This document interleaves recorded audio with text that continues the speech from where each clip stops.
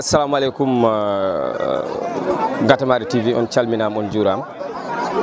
Bon ko Baba Sow, trésorier de la zone, en même temps président ASC Gamaji.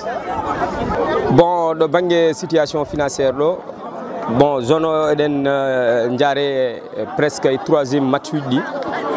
Bon en ji eden bada bieji pour wadde récolter quelque chose ni ganda hoorema ene wawa yobde sécurité et les arbitres et gueɗe goɗɗe gonɗe henete.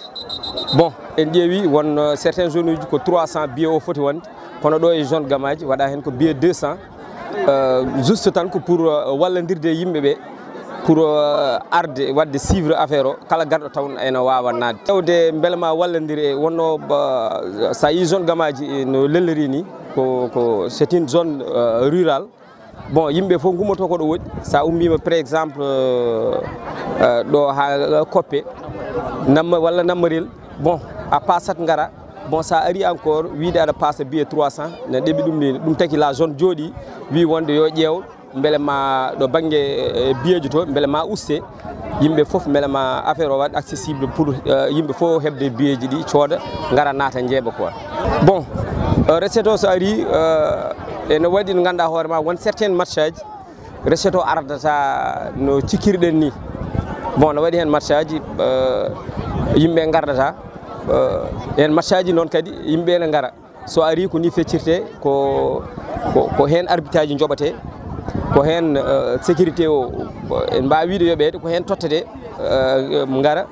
Bon la presse way les délégués de match garoji ɗi, bon les superviseurs fof ko hen ɓe jeeya par ce que won waɗoɓe kadi les officiels waɗoɓe déplacé gara juste pour wadde encadré ko watte ko ɓe ɓonne kañumen ma itan hen passe mumen ko ni ɗum lelori.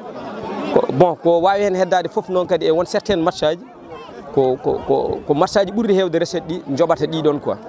Ok ummade ko fuɗɗi ko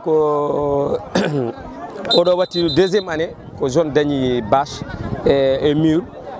Bon ala ɗo jooɗa ñaama hayis ko heddi fof arata koye zone o hotata koye zone o hikka noon no wanno situation ara. Bon situation o leeli arde, bon ko no aranno nde fecceteno ko tan koye ASC ɗi par ce que sen ƴeewi année dernière ko 12 ASC wanno présenté hikka eɗen jaare à 16 ASC. Bon so ari so feccama ala ko nafata yimɓeɓe haydara kono men ƴeew no ɗum ɗon ne yaari goto fof woda ko dañi hen. Merci beaucoup. Merci jarama.